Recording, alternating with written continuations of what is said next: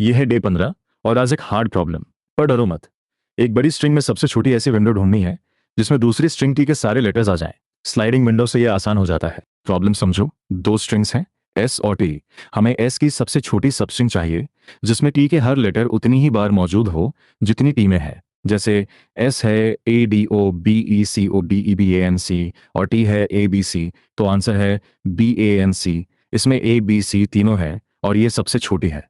अगर ऐसी कोई विंडो ना मिले तो एम्प्टी स्ट्रिंग रिटर्न करो। सोचो, हर सबस्ट्रिंग ट्राई करना बहुत स्लो होगा। इसका स्मार्ट तरीका है स्लाइडिंग विंडो। दो पॉइंटर रखो, एल और आर।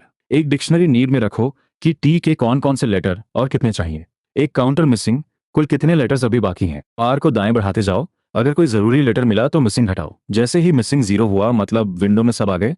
अब ल को आगे खिसका कर विंडो छोटी करो और सबसे छोटी विंडो याद रखो। कोड देखो, नीड में टी का लेटर काउंट रखा, मिसिंग को टी की लेंथ दे दी। फिर अर को पूरे एस पर घुमाओ, जो लेटर चाहिए था अगर वो मिला तो मिसिंग हटाओ और उस लेटर का काउंट एक कम कर दो। अब ये main line while missing equals 0, जब तक विंडो वैलिड है एल वाला लेटर वापस काउंट में डालो और एल आगे बढ़ाओ, साथ ही सबसे छोटी विंडो बेस्ट में संभालते रहो। आखिर में बेस्ट रिटर्न कर दो। चलाते हैं।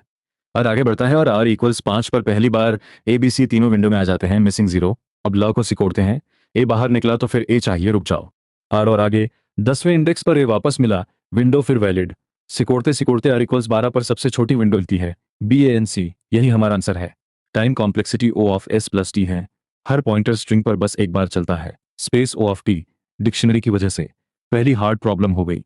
रोज एक ब्लाइंड 75 प्रॉब्लम इंग्लिश में चाहिए तो फॉलो करो और कमेंट में लिखो नेक्स्ट। कल डे 16 लेकर आता हूँ।